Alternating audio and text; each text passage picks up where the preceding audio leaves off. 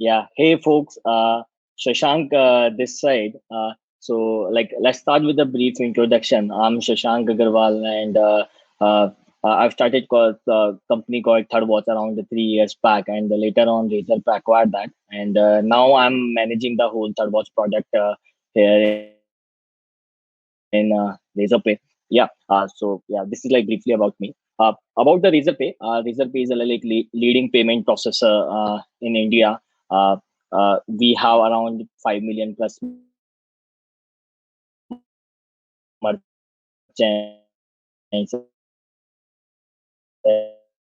and we process around 20 yes payments from our and as we know, like as there are like a lot of data and lot of parameters. So like there are like a lot of problems to solve through data and data science. Yeah. So this is like main data science architecture in the Razorpay. So like we are solving a lot of problem, but currently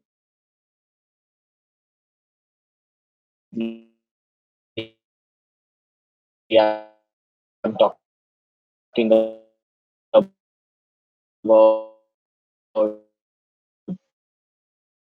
two main problems like we capture items and these are intuitive and then we process that, generates lot of features and pass that to our AI engine where like different type of models we run like address profiling model, identity cluster model, device fingerprinting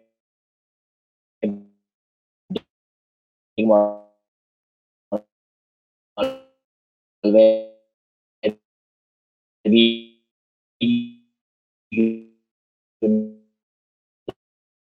uniquely try to data science approach. We were taking rule engine approach. We just hit and try every terminal and do that on rate impacts. So like then we have started using the data science approach and which in real time decide this terminal we should use to for the better success rate.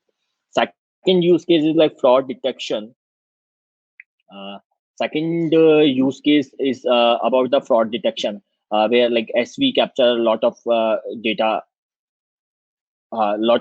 from the transactions and the orders. Yeah. So there are two type of majorly frauds. One are like chargeback fraud in the payment system, and there are different type of frauds in the e-commerce industry. Different type of frauds happens in the e-commerce industries, like we can say chargeback, return frauds, promo code abuse, and these things. So after getting that parameters, running our algorithms, address algorithms, IP profiling, and these things, we correctly predict whether this order will be like fraudulent order or this transaction will be like fraudulent order. Everything happens in the real time. So we'll go through that in the next slides. For this Mitra platform, why we chosen Apache Flink? Okay. First thing is like low latency streaming. So before that, we have tried Kafka streams and the Spark streaming and these things. So there was like some delay.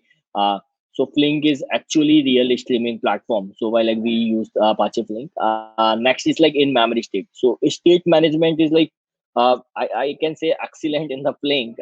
So of course we have faced a lot of problems in the early days during the 1.2 version and 1.3 version, like schema evolution problems and checkpointing problems in the 1.3 version side. But like as community, there is great community support we always got from the open source community. We resolved those issues and we moved on. Now like we have around 60 stateful operators in our whole application, where like we store all the orders data, all the transaction data. States are in TVs. So yeah, that's the great thing. Next is CEP, complex event processing. As we receive the event in the async manner, like there is no serialized way to receive the events. Some events comes like 10 seconds back, some like after 1 hour or these things. So we have to put some logics and hold that events. So CEP is like great use case for that. Like we can put the conditions on the events. We can arrange them in the sequence, and these problems solved using the CPs. Next is like async IO. As for like for the graph DB, Neo4j, for the model serving, and for other things, like we have to go outside from the application. So before that, we have tried to use direct HTTP library, simple HTTP library, but that is like we can say which gives the back pressures to our operators and it's not scalable way. Then async IO released, and that is like that was also a great thing, where we look at like asyncly data outside database and serve the models. So that was a great thing. Next is automatic checkpointing. So every application suffers with this like fault tolerance, scalability thing, stability thing, how they can stable the application by like code mistakes or maybe data mistakes or network mistakes. But that automatic checkpointing, which happens like we have scheduled that for like every 5 seconds, which give us like fault tolerant and assurance that all our data is safe and there is no failure in the system. So yeah, that's the great thing. Next is like most important thing with the Flink, very active community support and active development. Like I'll say that what I thought in the version 1.2 or 1.3, Flink folks implemented that in 1.4, 1.5. So yeah, there are like lot of things are going on, a lot of new development. I've seen that Flink from version 1.0 times, and it's great journey, and so that's the main thing. So if we talk about the main infrastructure or of Mitra, so Mitra actually it's our data science platform where like mainly three. One is data cap part where we capture the data from the clients and we capture that using plugins. They all have plugins, Shopify plugin, Magento plugins. We have the APIs by which we capture the data. Next is like transaction informations and these information. Then we pass that to our core engine. So core engine is like combinations of multiple platforms. So Flink is one of them, and Flink is core engine there, like where we generate all the features, where we serve the models. Even we have implemented the dynamic rule engine in the Flink itself. So this is the Flink core engine. Then there are like model training servers and the model serving servers. These are things are there, and we have the data lake also, which is like Presto and Hive. We push our data there, like where analysts can run their queries. Then after generating the result and predicting the model from the Flink application, we push the results back to our databases and the real-time dashboards and on the Kafka also, where like consumer applications consumes results from the Kafka and send push back to the clients. So these things happen in this Mitra platform. So I'll come back on the Flink part in the next slides. What actually we do in the Flink application. So there are key features of Mitra which we have decided and which we have finalized before started developing this Mitra platform. One is like we have to predict results within 200 milliseconds. So in distributed environment. So main challenge with the data science model is like if you have like hundreds of features or thousands of features, you have to generate that in the real time. And for generating that in real time, if you are going outside on the databases or some APIs, of course, it will take some seconds. So in memory states in the Flink gave us like a lot of huge advantages. Like we can keep data there. We don't have to go outside of the application, and we can generate features in some milliseconds only.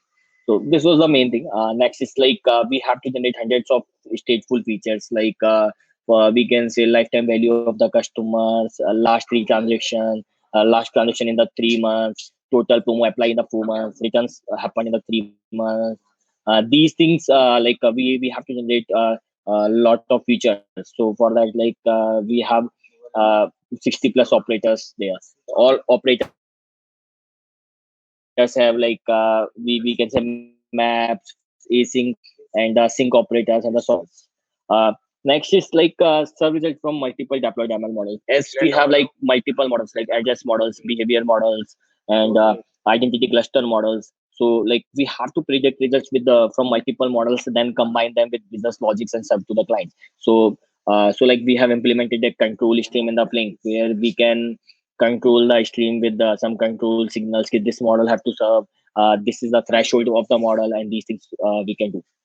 Next is dynamic rule engine and Flink stream. So like I have seen that one talk in the Flink forward itself. Like I think from ING Vesha or something bank, they have implemented the rule engine and they have used the JSON path. So I got the idea of JSON path from Flink forward itself.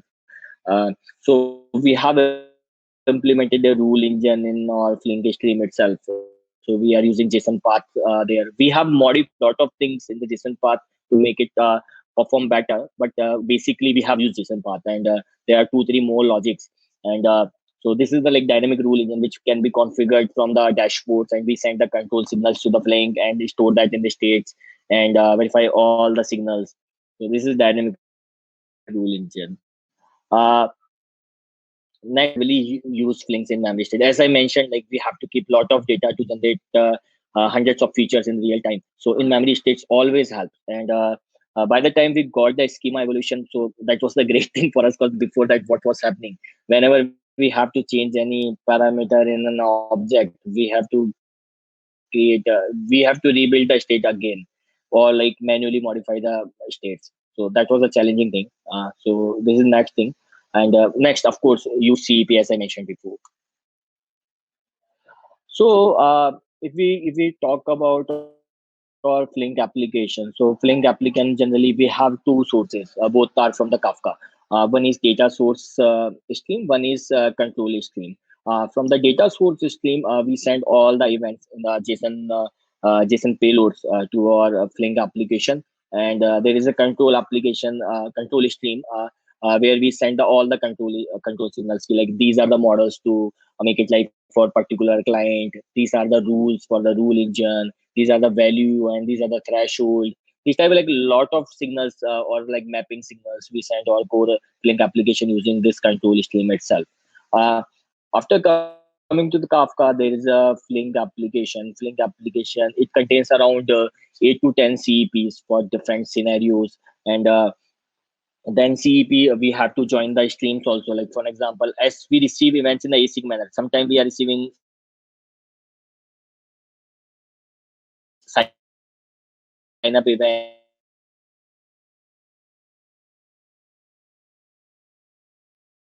Then after few days, we receive the order event. Then after few days, we receive the order event. Then after few days, we receive the order event. So we have to join in the stream. That was like very hard for us to look back again. Make more easy for us. The few we use for the Graph database, we have to get from the data that we use async IO. And like models. So currently we are using like KVS the samples where we dynamically pass the original footage from our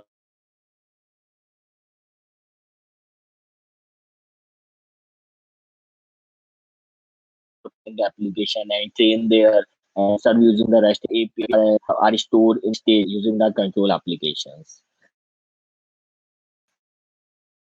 Then there are enrichment. So we do lot of tier one city, two cities are areas or not. What's the mobile cost?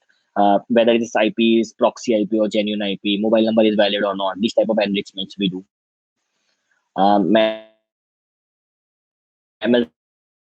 serving I already explained. Rule engine, of course, then then there's sync operators. So in sync operator, we store our data into multiple places. One is like our real-time data lake, where we can push all data, where analyst can run some queries, show some analytics and these things. Second is our, of course, Kafka result stream, where we push all the results, and there are consumer application which continuously listen from the Kafka consumers, and according to the event, they send the post back to the customers and the real-time dashboard also.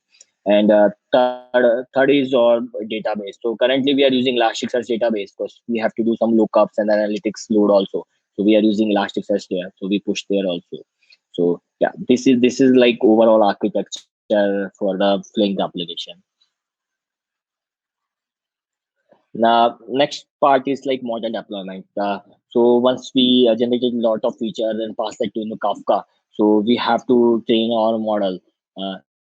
So that's a like incremented mode training model. So before that, we were using the common nodes for that. Like we were using the same nodes for the training and same nodes for the validation and the serving. So that worked well on a small scale, but as we got lot of load, we faced lot of issues like network load. Because like training, serving takes a lot of network, training takes less network. But due to that, training jobs were suffering. Same with resource or location. Training takes lot of resources and serving takes less resources. But due to both are on common nodes and common images, so that was suffering. And it limits the traffic size also, because like in as inputs are less for the training the models, but outputs for servings are more. So due to that, our input of the parameters are were suffering.